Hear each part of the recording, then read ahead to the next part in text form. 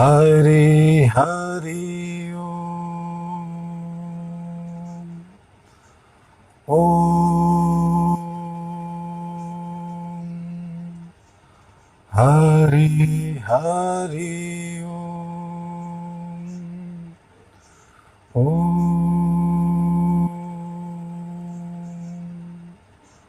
हरि हरि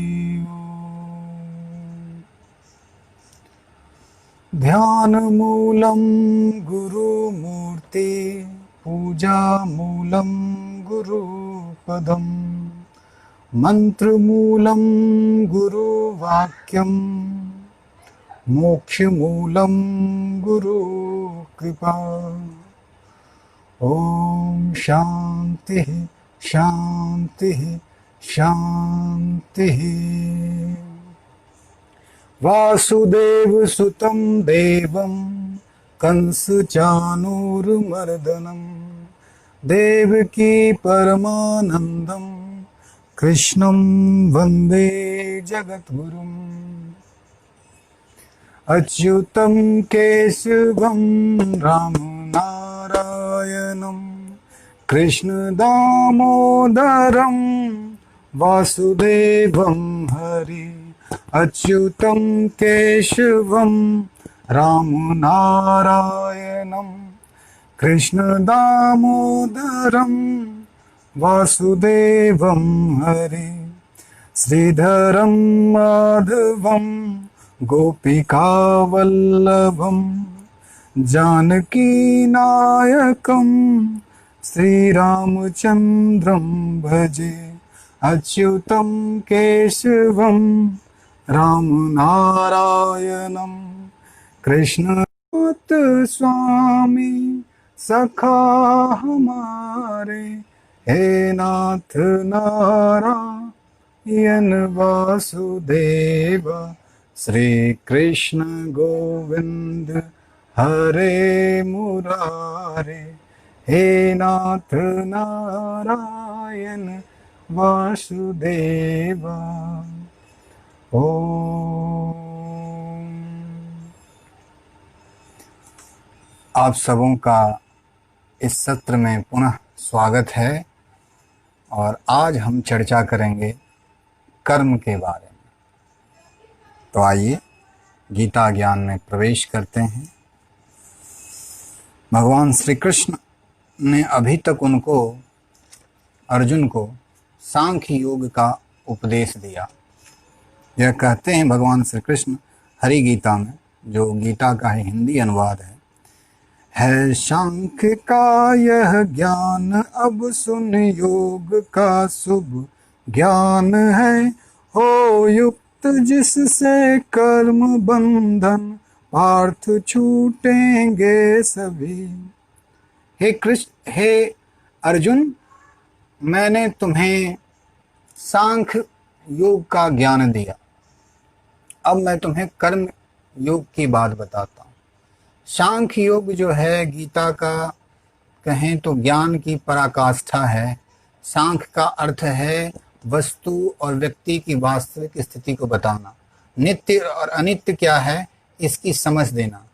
और भगवान कृष्ण ने अर्जुन को यही समझाया कि तुम जिसको मरा हुआ या मारा हुआ समझते हो, आत्मा तो अबद्ध है, वो न मर सकता है न मारा जा सकता है। तुम जिस चीज़ के लिए शोक प्रकट कर रहे हो, तुम्हारे अंदर करुणा भाव आ गया है, वो अज्ञानता का पोषक है। तो तुम अगर ज्ञान से इस चीज़ को समझ लो, सत्य को जान लो कि तुम्हारा नाश संभव नहीं है, सत्य का कभी अभाव नहीं है, सत्य को कभी नष्ट नहीं किया जा सकता, और असत्य तो सदा काल के गाल में है, वो काल की कथा है, वो तो एक सीरीज में चलता है। तो असत्य से आप तब तक मुक्त नहीं हो सकते जब तक आप उसे सत्य मान लेते हो। हम संसार को ही सच मानते हैं, जबकि आपको भी पता है कि संसार का एक एक्सपायरी डेट है, इस शरीर का एक एक्सपायरी डेट है, इस जीवन यात्रा का एक एक्सपायरी डेट है। हम जब कोई प्रोडक्ट सामान मार्केट से खरीद के लाते हैं तो या दवा लाते हैं तो उस पर एक एक्सपायरी डेट लिखा होता है कि इस तारीख के बाद ये दवा काम नहीं करेगी, उसकी जो गुणवत्ता है, उसकी जो क्वालिटी है, उसका जो इफेक्टिवनेस है वो ख़त्म हो जाएगा। तो भगवान कृष्ण ने नंबर 1 चीज़ पहले दे। जैसे हम लोग सोना खरीदते हैं तो सबसे शुद्ध सोना माना जाता है 24 कैरेट का, लेकिन उसके आभूषण नहीं बनाए जाते, उसे अव्यक्त नहीं किया जा सकता उस सोने को। उसे आभूषण बनाने के लिए 22 कैरेट में लाना पड़ेगा या 18 कैरेट का या 16 कैरेट का उस सोने को गढ़ा जाता है ताकि वो आभूषण में उतरे। भगवान कृष्ण ने कहा कि मैंने तुम्हें ये ज्ञान योग का जो एक सार था वो मैं तुम्हें दे चुका हूँ, तुम इसको समझ लो तो तुम इस क्षण ही मुक्त हो, तब तुम्हें मोह प्राप्त नहीं होगा, तब तुम्हें बाण चलाने में तुम्हारे हाथ नहीं कांपेंगे, तुम आसानी से युद्ध लड़ोगे क्योंकि ये तुम्हारा कर्तव्य है, ये तुम्हारा टैलेंट है। तुम एक योद्धा हो अर्जुन, और तुम योद्धा की तरह ही जियो तो ज़्यादा तुम धर्म अनुकूल जी पाओगे। तुम सन्यासियों की तरह बात मत करो। तो भगवान कृष्ण यहाँ हम लोगों को कर्म योग की तरफ लेके चलते हैं कि ठीक है, अगर तुम्हें ज्ञान ये तुम्हारे सॉफ्टवेयर में अपडेट नहीं होता, तुम्हारे अंदर वो नहीं अवतरित होता, तो मैं तुम्हें एक दूसरा मार्ग भी बताता हूँ। वो मार्ग है कर्म का मार्ग। जनक आदि कई लोगों ने कर्म के मार्ग से उस परमात्मा को पाया। हम कहते हैं कि कर्म ही ईश्वर है, कर्म करो, कर्म ही पूजा है। ये स्टेटमेंट पूरी तरह से गलत है।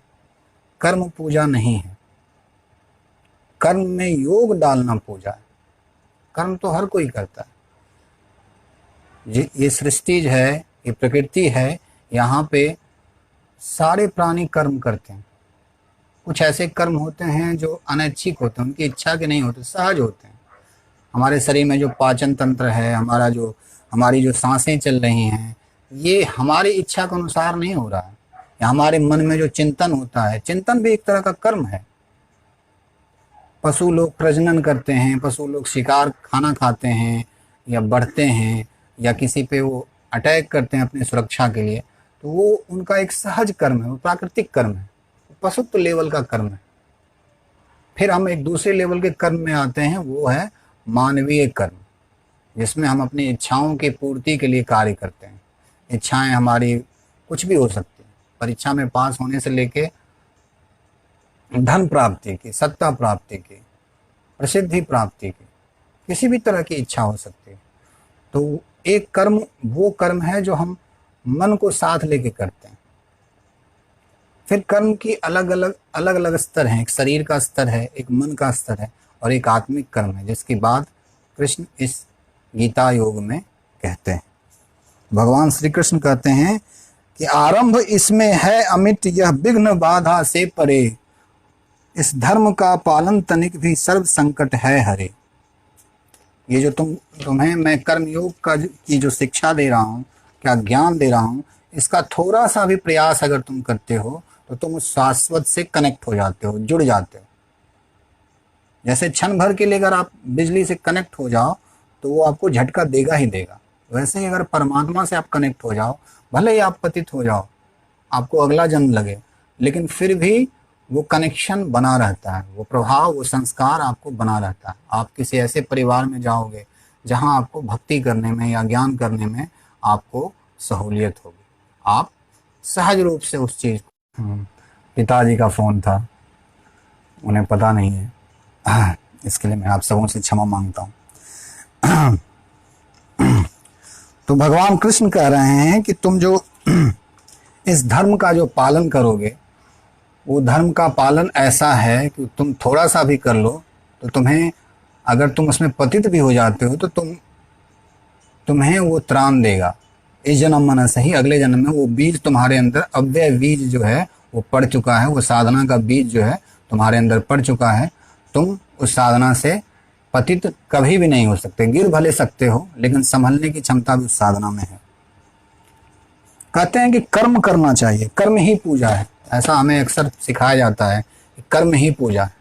लेकिन कौन सा कर्म? अगर आप अज्ञानी हो, अगर आप भ्रमित हो और तब आप कर्म कर रहे हो, अगर आप कांप रहे हो, आपके हाथ कांप रहे हैं और आपको किसी टारगेट पे निशाना मारने के लिए कहा जाए, तो आप निशाना नहीं लगा पाओगे ना, क्योंकि आप अंदर से अकंप नहीं हो, अंदर से आप कांप रहे हो।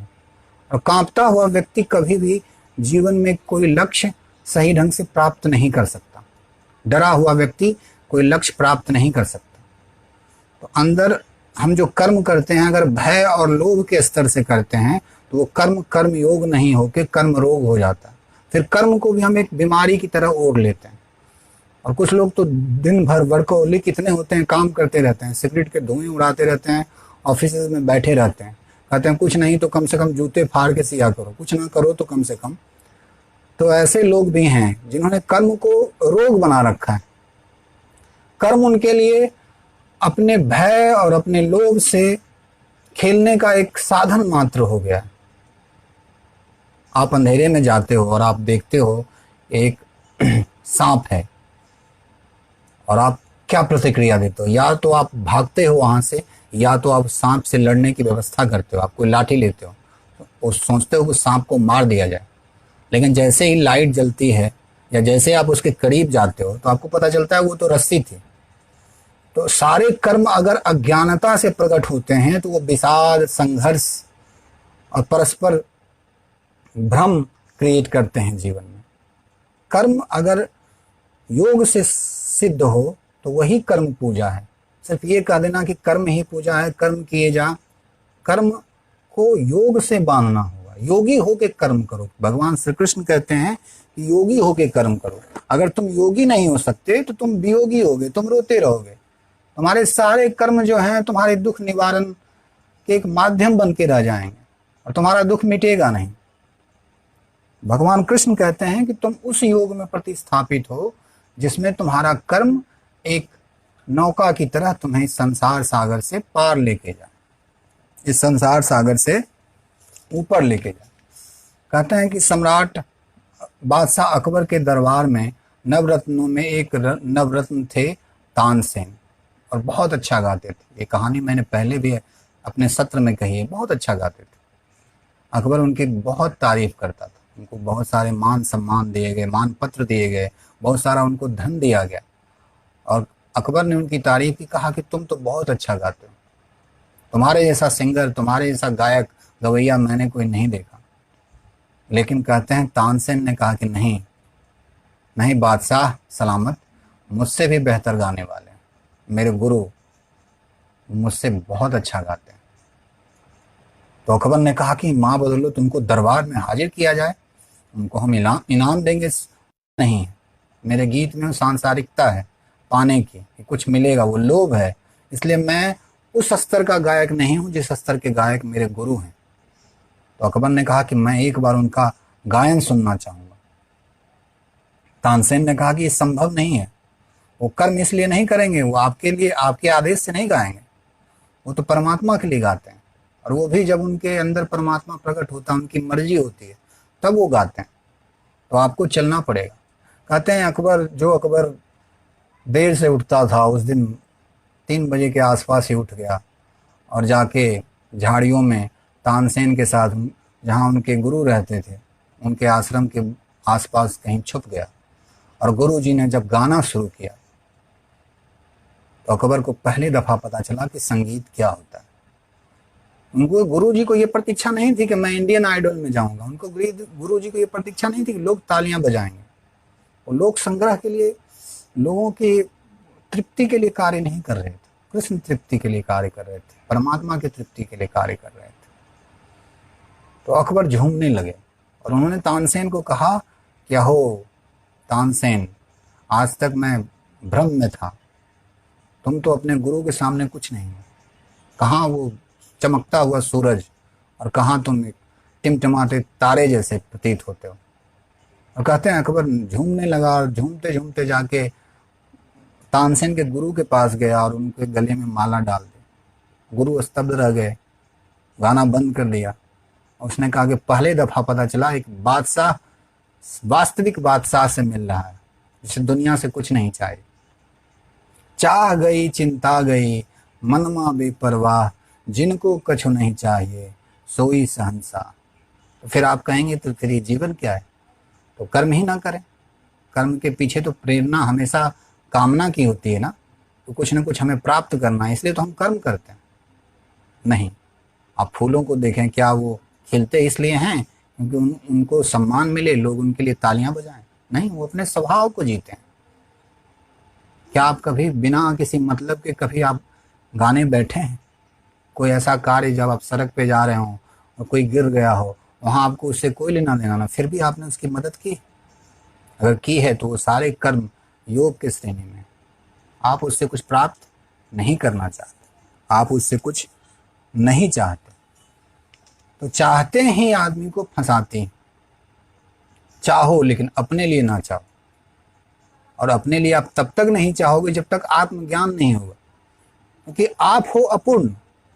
तो आप उस पूर्णता की यात्रा पे निकलोगे, जाने अनजाने आपको निकलना पड़ेगा। प्रकृति बाध्य करेगी कि आप दौड़ो, उस यात्रा को पूर्ण करो, अपने आप को पूर्ण करो। और उस पूर्ण करने की यात्रा में ही हम धन की यात्रा करते हैं, पद की यात्रा करते हैं, डिग्रियों की यात्रा करते हैं, शोहरत की यात्रा करते हैं, कई यात्राएं हम लोग करते हैं ताकि हम उस पूर्ण को अपने जीवन में अवतरित कर पाएं। लेकिन कहते हैं कि अहंकार ऐसा है कि कितना भी भरो वो हमेशा खाली ही रहता है, कितनी भी सीमाएं फैला लो, रहोगे तो सीमाओं में। तो भगवान कृष्ण कहते हैं कि इस मार्ग में तो अगर तुम पतित भी हो जाते हो कर्म योग में, तो दोबारा तुम्हारा जन्म होगा और तुम एक सिद्ध परिवार में तुम्हारा जन्म होगा, ऐसे परिवार में जन्म होगा जो तुम्हें तुम्हारी साधना में तुम्हें मदद करे। ऐसे लोग मिलेंगे तुम्हें। इस मार्ग में नित्य निश्चयात्मक बुद्धि अर्जुन एक है, बहुबुद्धियां बहुभेद युक्त उनकी जिन्हें अविवेक है। कहते हैं संशय आत्मा विनश्यति, जिसके मन में संशय है उसका आज न कल विनाश निश्चित है। हम कर्म करते हैं, अगर उसमें कुछ प्राप्ति की कामना है, अपने लिए प्राप्ति की कामना है, तो वो कर्म अक्सर हमें तनाव देता है। होगा नहीं होगा, क्या मैं सफल हो पाऊंगा कि नहीं, क्या मुझे वो फल मिलेगा कि नहीं। लेकिन अगर आप फल के लिए कार्य नहीं करते, अगर आप अपने आप में सम्राट हो, आप समझते हो कि मैं पूर्ण हूँ, मैं बस इसका फल मुझे अभी मिल रहा है, अभी मैं कर रहा हूँ और अभी मैं आनंदित हूँ, वो आनंद आपने भविष्य पे नहीं छोड़ा है, कर्म की पूर्णाहुति पे नहीं छोड़ा है। हमारे कैप्टन हुए महेंद्र सिंह धोनी, उन्होंने जब क्रिकेट खेला तो उन्होंने एक चीज निकाला, उन्होंने कहा कि प्रोसेस पे ध्यान दो, रिजल्ट पे ध्यान मत दो, प्रोसेस को सुधारो। अगर आपको मंदिर जाना हो, रात अंधेरी है और आपके हाथ में टॉर्च है, तो क्या वो टॉर्च आप मंदिर पे फोकस करोगे तो कुछ दिखेगा भी नहीं, क्योंकि मंदिर बहुत दूर है। आप तो वहां फोकस करोगे ना जहां आप हो। तो कर्म में योग तभी संभव है जब आप जहां हो वहां पे फोकस करते हो और उस पूरी प्रक्रिया को आप एंजॉय करते हो। आनंद के लिए कर्म मत करो, आनंद से कर्म करो। पहले आनंदित हो, और आनंदित आप तब तक नहीं हो सकते जब तक आप अपने स्वभाव के अनुरूप कर्म नहीं करते हैं, जब तक आप अपने स्वभाव को नहीं समझते हैं। एक पेंटर देखो दिन भर पेंटिंग करते रहेगा, एक क्रिकेटर देखो दिन भर क्रिकेट की प्रैक्टिस करते रहेगा। सचिन के बारे में है कि इस ग्राउंड से उस ग्राउंड जाके प्रैक्टिस करते रहता था, तो उसको अपना स्वधर्म पता था कि मैं एक खिलाड़ी हूँ, और उसमें वो इतना रम जाता था कि रात को थक हार के वो लौटता था, पूरे कपड़े उसके गंदे हो जाते थे। और जहाँ सचिन रहते थे उनकी आंटी उनके कपड़े को साफ वाफ करती थी, 2 ही कपड़े थे और उसी को पहन के फिर उसे जाना था। तो कहते हैं कि जब तुम अपने स्वभाव को जानोगे, अपने मूल टैलेंट को जानोगे, उस टैलेंट को एंजॉय करोगे, फल आए ना आए उससे फर्क नहीं पड़ता। फल तुम्हें पूर्ण नहीं कर सकता। इस भ्रम में अगर तुम हो कि फल तुम्हें पूर्ण कर सकता है, तो तुम इस भ्रम में हो कि अगर फल तुम्हें पूर्ण कर सकता है तो तुम मुक्त नहीं हो सकते, तुम बंध जाओगे उन सब चीजों से। तुम्हारी बुद्धि निश्चयात्मक नहीं है। एक किसान था, कहते हैं कि वो खेती कर रहा था और खेती करते करते उसे एक जगह कुआं खोदना था। तो वो कहीं थोड़ा सा हल चलाए और थोड़ा सा परिश्रम करे और कहे कि अरे यार यहाँ तो कुआं नहीं मिलने वाला, यहाँ पानी नहीं मिला। ऐसे करके उसने पूरा खेत खोद दिया और उसे कहीं पानी का दर्शन नहीं हुआ, क्योंकि उसकी बुद्धि निश्चयात्मक नहीं थी, बुद्धि अस्थिर थी। और जब तुम लोभ में पड़ोगे तो मुझे तो आपके कर्म की सीमा है, कर्म से आप क्या पैदा कर सकते हो। प्रश्न ये भी है कि आप अपने कर्म से पैदा क्या कर सकते हो। कर्म हमेशा भौतिक रहा है, कर्म से आप वस्तु बना सकते हो, धन इकट्ठे कर सकते हो। वो सारे कर्म जो हैं आपके इंद्रिय तृप्ति के लिए, आपके शरीर के लिए, अच्छा खाना, अच्छा पहनना, अच्छा ओढ़ना, अच्छा देखना, ये एक भौतिक तृप्ति के लिए कर्म किया जा सकता है। कर्म से आप धन कमा सकते हो, कर्म से आप शिक्षा ग्रहण कर सकते हो, विशेषज्ञता हासिल कर सकते हो। लेकिन ये सारे चीज आपको तृप्त नहीं कर सकते। तृप्त करने के लिए उसमें योग चाहिए। आपको पहले योग चित्त आप अपने अंदर डेवलप करना होगा। अगर आप उसको डेवलप नहीं करते हैं तो ये कर्म आपके लिए भ्रम क्रिएट करेगा। इस कर्म से आप मुक्त नहीं हो सकते। कर्म आपको बांधेगा। कर्म क्यों बांधेगा? क्योंकि आपने फल चाहा। कहते हैं ना, एक पेड़ पे परमात्मा और उसका जीवात्मा बैठा हुआ है, दो पक्षी। परमात्मा आनंदित है, सारे दृश्यों को देख रहा है, और जीवात्मा उस पेड़ पे खट्टे मीठे फल खा रहा है। कभी हंसता है, कभी रोता है। तो जीवन के भी फल वैसे ही हैं, कभी हंसोगे, कभी रोगे, लेकिन आनंद प्राप्त नहीं होगा। आनंद का कोई विपरीत है ही नहीं। सुख को आप बुलाते हो, आमंत्रण पत्र देते हो, दुख खुद ब खुद आपके दरवाजे पे आता है, क्योंकि वो जुड़ा हुआ है। जिस चीज से आपको सुख मिला वही चीज आपको दुख देगा। तो आप उस चाह में बंध जाते हो। प्रेम जो है हर चाह से मुक्ति है। प्रेम है अपने आनंद को बांटना, बिना इस आकांक्षा की कि सामने वाला भी मुझे प्रेम दे, या मुझे सम्मानित करे, या मुझे बड़ा समझे। तो जब आपकी कर्म की क्वालिटी बदलती है, तब आप ईश्वर के बहुत करीब होते हो। तब आप पूर्णता के गीत गाते हो। कर्म कुछ नहीं है, अपनी पूर्णता को व्यक्त करना है, मांगना नहीं है, बाहर से पूर्णता बनाना नहीं है। क्योंकि बाहर से जो बनाओगे वो आज न कल नष्ट हो जाएगा, आज न कल टूट जाएगा। वो बनाया हुआ है, प्रकृति की चीज है, और प्रकृति आपको पूर्णता कभी नहीं दे सकती। पूर्णता आपको परमात्मा ही देगा, जो आपका परम अपना है, जो आपकी चेतना है, जो आपका केंद्र है। उस केंद्र के तरफ मुड़ने की कला ही कर्मयोग है। इसलिए आप कर्म करें, लेकिन कर्म इसलिए ना करें कि उससे कुछ प्राप्त करना है। कर्म इसलिए करें कि उस कर्म से आप अपने आनंद को बांट रहे हैं, आप अपनी सृजनात्मकता को समाज को दे रहे हैं, या परमात्मा को समर्पित कर रहे हैं। फर्क नहीं पड़ता प्रकृति को दे रहे हैं या परमात्मा को दे रहे हैं। कर्म का फल आपको नहीं चाहिए, क्योंकि आप पूर्ण हैं, पहले से ही पूर्ण हैं। आपने अपनी पूर्णता को जाना है। और पूर्णता को कैसे जानिएगा? जब आप अपने स्वभाव में जिएगा, जो आपका टैलेंट है, जो आपकी रुचि है, उसमें आप लगते हैं, तो वो करना ही आनंद है, पाना आनंद नहीं है। उस कर्म को करने में ही आनंद है। अभी मैं गीता गायन कर रहा हूँ, गीता की श्रृंखला कर रहा हूँ, इसमें मैं आनंदित हूँ। ये प्रक्रिया ही आनंद देने वाली है, क्योंकि मेरे स्वभाव से निकलता है। मेरी भक्ति है, मेरा विवेक जो भी है, परमात्मा की कृपा है, उससे निकलता है। तो कहते हैं कि अगर तुम निश्चित नहीं हो, तुम्हारी बुद्धि स्थिर नहीं है। बुद्धि तब तक स्थिर नहीं होगी जब तक तुम भोगों में लिप्त हो। तुम्हारे पास इच्छाओं का सुपर मार्केट है, बाजार है, बाजार में कई तरह की चीजें हैं। कहते हैं इडियट बॉक्स हर घर में पहुंच गया, ये टीवी पहुंच गया, और इस टीवी ने सत्यानाश कर दिया लोगों का। क्यों सत्यानाश किया? मैंने कहा था सत्यानाश किया। उस टीवी ने एक बाजार आपके दिमाग में घुसा दिया, और उस बाजार के आप भागीदार हो, आप भोक्ता हो, आप भोगने वाले हो। और जब आप भोक्ता बनते हो, भोगी आदमी हमेशा रोगी ही होगा, क्योंकि भोग से वो कभी लगेगा तो वो कि तृप्त होना चाह रहा है, लेकिन कभी तृप्त नहीं होगा, उसकी तृप्ति पूर्ण नहीं होगी। तो तृप्ति पूर्वक कार्य करना, आनंद से कार्य करना, और आनंद के लिए या सुख के लिए कार्य करना, ये दोनों अलग अलग बातें हैं।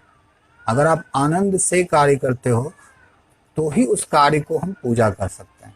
आनंद के लिए मंदिरों में भी भिखारियों के लाइन लगे रहते हैं। वही भिखारी नहीं जो मंदिर के बाहर हैं, कुछ ऐसे भिखारी भी होते हैं जो मंदिर के अंदर हैं और भगवान से प्रार्थना करते हैं। कहते हैं एक बार सम्राट बादशाह अकबर के पास एक फकीर आए, उनको अपने कुछ आश्रम के लिए या जो भी मठ था उनका, उनके लिए कुछ धन चाहिए थे। और जब अकबर के दरबार में पहुंचे तो दरबारियों ने कहा कि बादशाह सलामत तो अभी दुआ कर रहे हैं, अभी नमाज पढ़ रहे हैं। आप थोड़ा देर रुकें, प्रतीक्षा करें। उनको कुर्सी उर्सी दी गई, बैठने के लिए कहा गया, पानी वानी जो भी उनको सेवा के लिए किया जा सकता था उनको दिया गया। और अकबर बगल के कमरे में ही परमात्मा से करा था, हे परमात्मा, मेरा साम्राज्य यहाँ तक फैला है, यहाँ और फैला दो, ऐसे है, ये शत्रु है, वो शत्रु है, मुझे परेशान कर रहा है। महात्मा ने, फकीर ने उनकी बात सुनी ही, देखी तो नहीं क्योंकि दूसरे कमरे में थे, और वहाँ से चलते बने, उठ गए वो। दरबारियों ने रोका, फिर अकबर भी नमाज से उठा और दौड़ता हुआ उनके पास गया कि आप आए और ऐसे ही आप लौट गए, ये मेरा तो अपमान है, मेरा जो यहाँ सम्मान है कि मैं बादशाह हूँ, बादशाह के दरबार से कोई लौट जाए, आप क्यों लौट गए? तो उस फकीर ने कहा कि मैं तो आया था एक बादशाह से मिलने, लेकिन मैंने जब तुम्हें देखा कि तुम खुद परमात्मा से मांग रहे हो, तो मैंने कहा मैं भी क्यों नहीं उसी परमात्मा से मांगूं। मैं तुमसे मांगने जो आया उससे अच्छा मैं उस परमात्मा से मांगता। तो जीवन में यही है, जीवन में अगर आप अपने स्वभाव को पहले समझते हो और उस स्वभाव पे ही कार्य करते हो, तब आप पूरी यात्रा का आनंद लेते हो। आप वैष्णो देवी जाते हो या आप काशी जाते हो, हरिद्वार जाते हो, तो क्या आप हरिद्वार जाने पे खुश होते हो कि पूरी यात्रा का आनंद लेते हो? तो कर्म योग भी वही कहता है कि आप पूरी यात्रा का ही मजा लें, एक एक प्रक्रिया का मजा लें। उस प्रक्रिया में ही इतने पूर्ण रूप से डूब जाएं, तल्लीन हो जाएं, तो उसका रिजल्ट आए ना आए फर्क नहीं पड़ता। तुलसीदास ने जब रामचरितमानस लिखी तो इसलिए नहीं लिखा कि उनको महाकवि कहा जाए या उनको बड़े बड़े सम्मान दिए जाएं, लोग उनको याद रखें, इसलिए नहीं। उन्होंने स्वांतः सुखाय रघुनाथ गाथा, अपनी आत्मा के सुख के लिए रघुनाथ की गाथा की। तो हमारा जीवन भी अगर प्रेम पूर्ण हो सकता है, पूजा पूर्ण हो सकता है, जब हम अपने स्वभाव को जानें और उस स्वभाव को जिएं। वो जीना ही आपको आनंद देगा। आनंद की प्राप्ति आपको भविष्य में नहीं करनी है, आनंद से ही कार्य करना है, आनंद पूर्वक ही कार्य करना है। अगर आप आनंद पूर्वक कार्य नहीं करते तो समझ लेना वो कार्य अभी आपके अनुकूल नहीं है, उस कार्य में आपकी आत्मा नहीं। तो कहते हैं कि बुद्धि तुम्हारी स्थिर नहीं होगी। अगर तुम भोगों में हो तो तुम्हारी बुद्धि स्थिर नहीं होगी, बुद्धि तुम्हें भरमाएगी। आप टीवी लेने जाते हो 50 मॉडल है, आप मोबाइल लेने जाते हो 50 मॉडल है, आप घर बनाते हो, कई तरह के घर बनाए जा सकते हैं।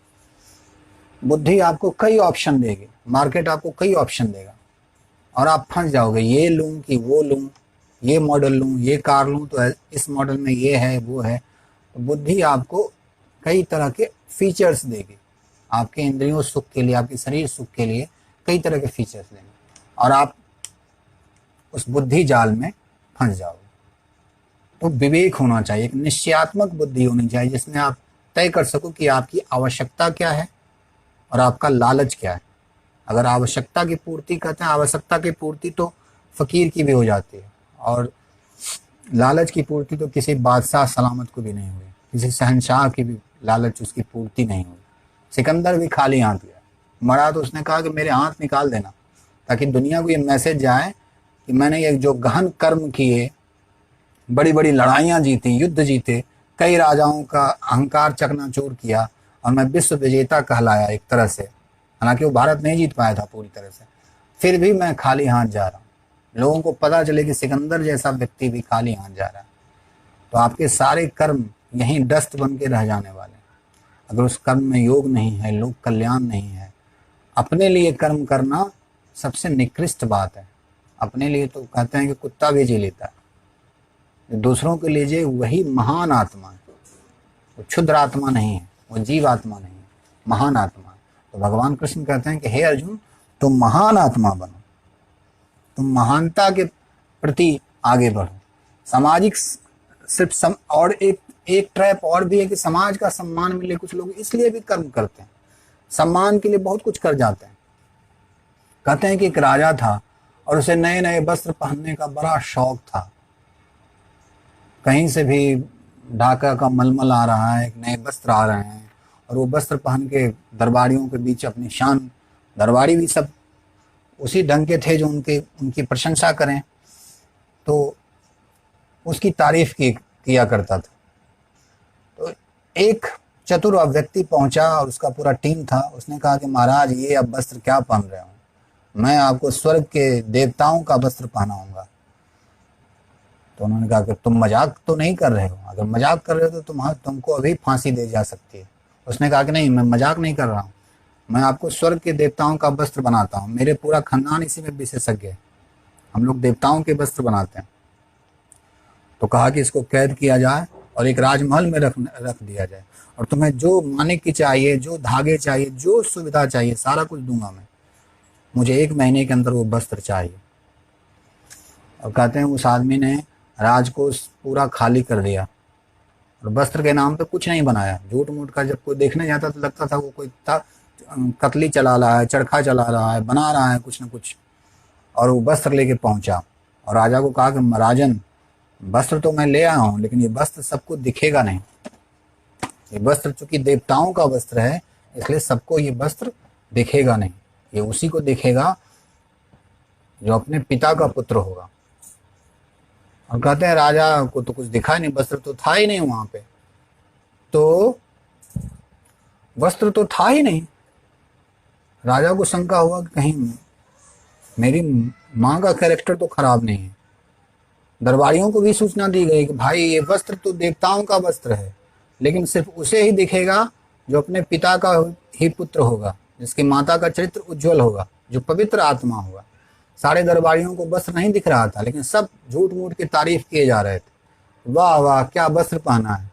और राजा नंगा बैठा हुआ था अपने सिंहासन पे। अब उसने कहा कि आप ऐसे ही अपने सिंहासन पे मत बैठें, पूरे राज्य को पता चलना चाहिए कि राजा ने स्वर्ग के वस्त्र पहने। और कहते हैं राजा को नंगा ही हाथी पे बिठा दिया गया और राजा पूरे बाजार में नंगा ही घूम रहा था। और बाजार में पहले से मुनादी कर दी गई कि वही देख सकता है राजा को जो पवित्र है, जिसकी माता पवित्र रही है। और सबको दिख रहा था कि राजा नंगा है, लेकिन कोई किसी की हिम्मत नहीं, क्योंकि अपने आप को बुरा कौन कहे। तो अगर हम लोक निंदा में चलते हैं, लोगों की परवाह करके कर्म करते हैं, तो वो कर्म भी हमें बांधते हैं, उस कर्म में भी बंधन क्रिएट होता है। हमें वो कर्म करने चाहिए जो हमारे स्वभाव से मिलता जुलता है, हमारे टैलेंट से मिलता जुलता है, तब हम कर्म में आनंद ले सकते हैं, कर्म की प्रक्रिया को अपने जीवन में ढाल सकते हैं, उस प्रक्रिया को एक एक पल को आनंदित होकर कार्य कर सकते हैं। कृष्ण कहते हैं कि अगर तुम मेरे लिए युद्ध करो, सत्य के लिए युद्ध करो, जो वास्तविक है, जीवन की वास्तविकता है, जो तुम्हारा सत्य है वो मेरा सत्य नहीं हो सकता। तुम्हारा सत्य अर्जुन है युद्ध करना, मैंने तो वचन ले लिया है युद्ध करूंगा नहीं। तो तुम अपने सत्य में जियो, उस सत्य को एंजॉय करो। अगर तुम सत्य में नहीं जी रहे हो और सुख के लिए, भोग के लिए कार्य कर रहे हो, तो वो सुख और भोग तुम्हें भविष्य की आशा में बांधता है और तुम हमेशा आशा में ही जीते हो। और आशा से बड़ा दुख इस जीवन में, क्योंकि आप आशा कर रहे हो कि कल खुश होऊंगा, कल आनंदित होऊंगा, कल प्रेम करूंगा। तो अभी वर्तमान ये बताता है कि वर्तमान आपका दुखपूर्ण है। वर्तमान में ही कर्म में कुशलता डालना, कर्म को कुशल बना लेना, वही कर्मयोग। आज के लिए, इस सत्र के लिए इतना ही। इति। आपका दिन मंगलमय हो। गणेश जी की पूजा चल रही है, गणेश जी की पूजा में आप लोग सम्मिलित हों, घर पे कर रहे हो तो घर पे करें। सर्वेषां स्वस्ति भवतु, सर्वेषां शांति भवतु, सर्वेषां पूर्णा भवतु, सर्वेषां मंगलं भवतु, सर्वे भवन्तु सुखिनः, सर्वे सन्तु निरामया, सर्वे भद्राणि पश्यन्तु, मा कश्चित् दुख भाग भवे। आपके जीवन में योग घटे, आप योगी होकर कर्म करें, ऐसी कामना करता हूँ। आप सबों के अंदर उपस्थित उस परमात्मा को नमन करता हूँ और अपने गुरु श्री रामकृष्ण परमहंस को नमन करता हूँ।